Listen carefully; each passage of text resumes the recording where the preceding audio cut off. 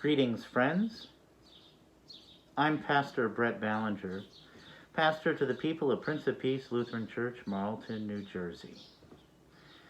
Today is June 17th, 2020.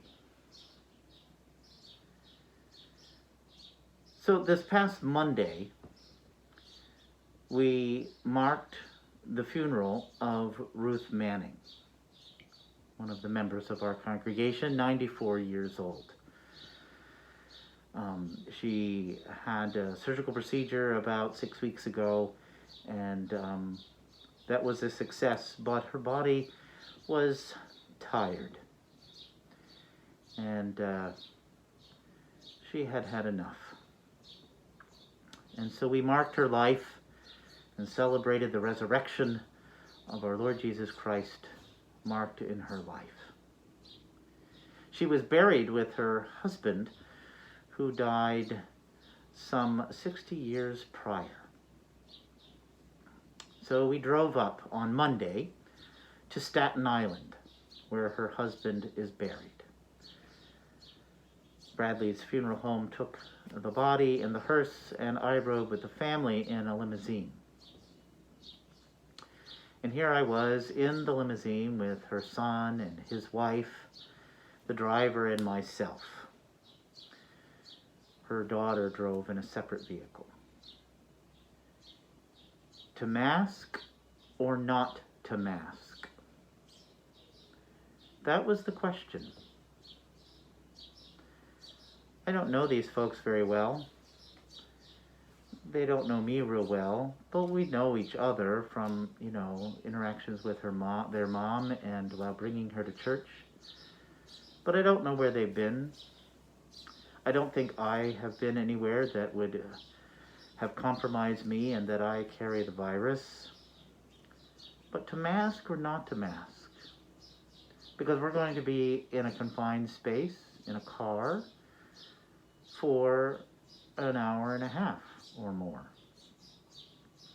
What to do? You want to be there present, but with a mask, you can't see facial expressions very well. You don't know facial cues.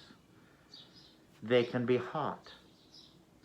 Sometimes the person can't hear you very well. You need to work harder to speak, to enunciate, so that the others can hear you more clearly. It looks weird. It feels weird. It's different. Now, we've all gotten used to wearing them, especially in public spaces, in stores and all of that, because we're required to wear them, as we should be. And it's easier when, everybody's doing the same thing. But when you're in this other situation, what do? And I noticed some of my own old stuff come up, of being uncomfortable of having a mask on. Not so much physically uncomfortable, but more emotionally uncomfortable. Because that's not how I'm used to relating to people, especially in the intimate work that I do and the conversations that I'd hoped we would have on the way, which we did have. But it made me feel strange and awkward and uncomfortable. And indeed, we had to repeat ourselves.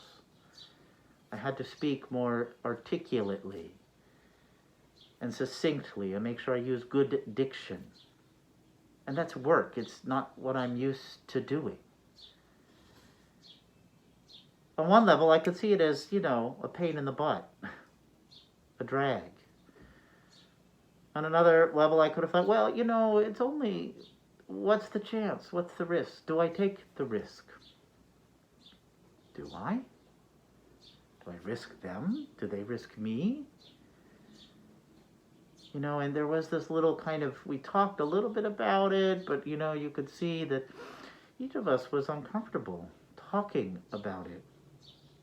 And I think because we already knew what the right thing was.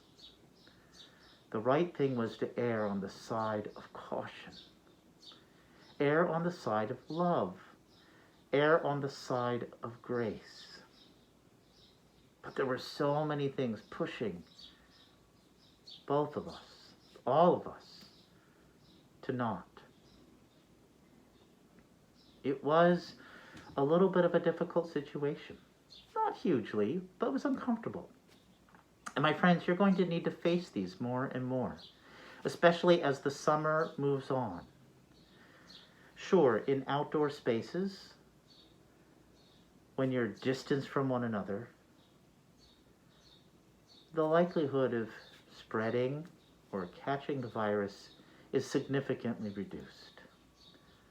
But once you're in confined spaces, when there's a lot of talking, if there's singing, forget it, the chances are much higher if someone is carrying the virus. So we've seen people already, the summer moves in, we move into summer, and we've been tired of being confined and restricted. Restricted feels like a mass is restricting. It is a bit. Right? People want to avoid or rationalize or deny. Just move on. You know, denial is not just a river in Egypt. The virus has not gone away. We have seen it upsurge in states like Arizona and Florida and Spike and North Carolina. We have seen it surge in churches that have reopened indoor worship. Denial really is part of our own creating the world in our own image. Creating the world in our own image is sin. We must, friends, embrace the truth. This virus has not gone away. It is still here. And we must be careful and take caution. I'd like to close with a little poem that I found. To mask or not to mask? That is the question. Whether it is nobler in the mind to protect others from an unseen fate that will steal the lives of their loved ones away, or cast off the covering to show a defiance that we imagine makes us seem stronger, stronger even than death. To sleep, to dream, waking up each day is in an unreal world where science is suspect and mercy is inconvenient. The exhaustion of uncertainty numbs the heart and shadows the path of reason. Future generations will one day wonder how we lost our way. To mask or not to mask? It is such a simple question with such a clear answer.